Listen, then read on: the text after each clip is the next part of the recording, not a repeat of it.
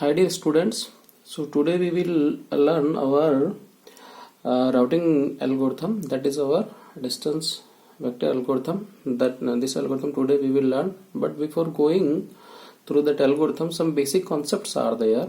So how can we forward the message, the forwarding of the packet, next hop method versus the route method, and another one is that network specific method versus host specific method. So few terminologies are there, basic terminologies that we have to learn, and then we will learn our concept of distance vector algorithm.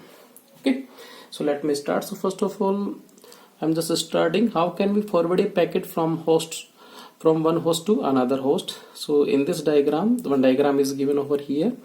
Two hosts are there, as you can see in this. Host A and host B, two hosts are there. So we want to, suppose a host A wants to send some packet to host B, then how we can send this data? So there are two methods are there. First one is a routing, the first one is route method, and another one is next hop method. So first of all I will discuss the route method. So these are the table. So in the routing table based on route. Okay, so in this base, so what is the route in this case? The host A will send this packet to the router R1, then through this network R1 will send data to R2, and finally the R2 will deliver this packet to the host B. Okay, this is the route. So the routing table for host A, so destination is B. Already I told you, because host A want to send this data to host B, so our destination is always remain B. Okay, in every case. Now routing table for host A, destination is B. Okay, destination part is very clear over here. Now route R1, host will send this R1, then R2, and then host B. So route R1, R2, and host B. Now routing table for R1, suppose your packet reached over here up to R1, then it will send to R2 and host B. So here R2 and host B. Now routing table for R2, similarly, if the packet reached up to here, the next destination is host B, so directly host B. Okay, so this is the route based information. Now second one is the next hop. Okay, so now again the host part in the destination, host is again B, because A wants to send its packet to B, then so destination part is always remain B. Okay, so host is B. Now next hop, so in this case instead of complete route information, we will just the next hop or next station information that we will record only. That's it. So in this case you can see then for here to here next hop is R1. So for routing table for host A, next hop is R1. Once here for this one next hop is R2. So now we can see next hop is R2. Routing table for R1. Now similarly the routing table for R2 is next hop. What is next hop for R2? Host B. So ultimately there is our destination where our packet is going to be delivered. So this is our route base versus next hop. So as you can see, in case of route base, all route information is required, but in case of host base, only next hop base information is required. So we can reduce some extra bit from our routing table. Okay, so this is the benefit of next hop method. Okay, so keep in mind, so that concept we will use in our distance vector algorithm. That's why I'm discussing over here. Okay, and you can make the answer, sir, why we are taking the next hop based technique in this case, why we are not taking the route base. Okay, so now we can reduce some extra bit from the routing table, so that's why we are using our host based routing. Now next one is the host specific versus network specific forwarding of packet. Now you can see the routing table for host S. This is the host S here. Now we can see from here, let me set the camera.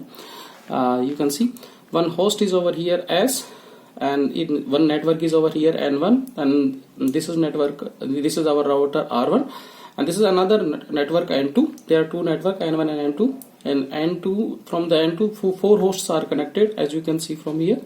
A, B, C, and D, four hosts are there, they are connected. Okay, at network N2.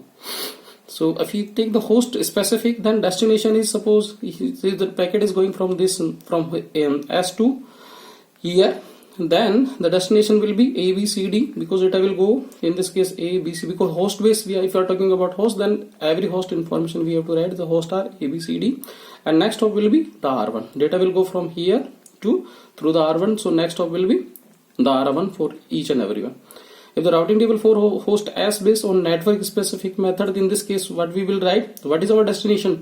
In this case we won't write about the host, we will directly give information about network. What is the network? What is the network in this case? You can see from here what is the network over here in this case, N2. Okay, so destination N2, next hop is R1. From S the information come from R1, and S can send information from S to N1 to N2 through the router R1. So in this case, you can see only that much information is required if the network based routing is required. If it is the particular host specific is required, then that kind of table is required. So again, some advantages are there with network specific instead of host specific. Okay. Yeah. So now let me come to our few routing basics. So I'm not going into detail. There are two things are here. The routing approach, basically routing, there are two types of routing protocols are here: intra-domain routing and inter-domain routing. Okay, in intra-domain routing you can say distance vector. That this protocol we are using routing information protocol and open shortest path. First protocol we are using OSPF.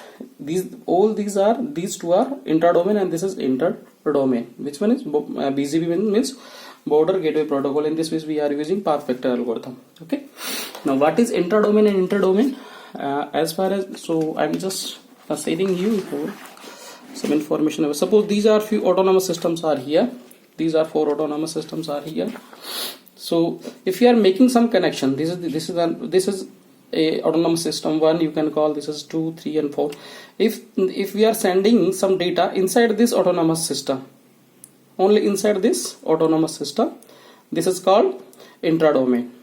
Okay, if you are sending some packet from this autonomous system, if you are sending some packet between this autonomous system and this, then it will call inter-domain routing protocol. Okay, so as I told you just couple of minutes ago, there are two types of algorithm. We will discuss the intra-domain routing means, so inside the autonomous system we will send our packet. Got it? So now let me start our distance vector algorithm. Yeah, so this is our distance vector algorithm that we will learn today. So what is that? So there are one topology that I have taken. Because if you are having some difficulties, then you can see I'm taking this all content from Frozen book, so you can read out from there also. You can match this topology. So this is the topology. There are 5 nodes are there: A, B, as you can see, A, B, C, D and E. 5 nodes are there and they are connected in such a fashion. So now see, so first thing is that there are 3 things are there. So first of all we will initialize this table. Okay, so how to initialize? So it is basically next of information we will take it out here. So the A's table will be like that. Before that, let me tell you one more thing is that immediate neighbors. What is an immediate neighbors? Immediate neighbor means are those neighbors who are directly connected with a node. Those neighbors who are directly connected with a node, that these nodes are basically those neighbors are basically called as immediate neighbors. So what is that? From node A, directly connected nodes are B, C and D. As you can see, they are directly connected. Okay, these are directly connected from node A. B, C and D are directly connected, but A doesn't connected. E doesn't have any connection. So D, C and B are the immediate neighbor of node A. Similarly, for node A, C and E, these 3 nodes are directly connected with node B. So we can say A, C and E are immediate neighbor of node B. But D is not connected with B, so D is not an immediate neighbor of node B. Okay, so what we have to do, so now we will initialize. So let's see how to make the routing table over here. So this is A's table because is A to A, because so how to make it, you just take in this way. A B C D 5 nodes are there, so you just write it over here as it is 5. So A to A, so it will always come 0. Then A to B, as you can see over here, there is node B, here is node B. So A to B 5, A to C, A to C 2, A to D 3, and A to E. It doesn't have any idea about E, so we will write over here infinite. Similarly for D, you can see in this case A to E, the D's table, and D is connected with A through the weight. The cost is 3, and it doesn't have any idea about B, C, and E. So B, C, and E infinite. For D, for self, it coming 0. Okay. Similarly, you can initialize the first table.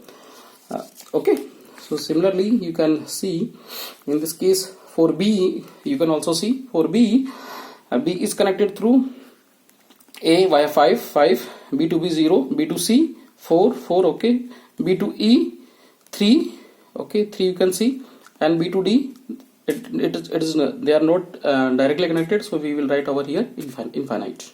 Okay, so in this fashion you can initialize the your routing table. There are 3 parts are there: 2, the nodes, cost, okay, and next via which they are connected. Okay, so first part is the initialization of your table. Now next one is the sharing part. So first of all, you can see that in case of immediate neighbor, we have seen that suppose node A want to send some data to E. Okay, but as we have seen, E is not an immediate neighbor of A. So now A doesn't have any idea about E. So A doesn't have any idea about E, but C does. So if C does, then if C share his routing table, also if C can share his routing table with A, then A can easily reach, or A can easily know about the node E. Similarly, in this case, suppose node D doesn't have any idea about C, but node A does. So in this case, node A have to share his routing table with node D. So after sharing, node D can make communication with C. Okay, so that's why we are going for the sharing. So in what fashion we can share? In distance vector routing, each node share its routing table with its immediate neighbors. Already I told you, with immediate neighbors they can share their routing table periodically, and when there is a change, जब भी कोई change होगा तो they will share their information.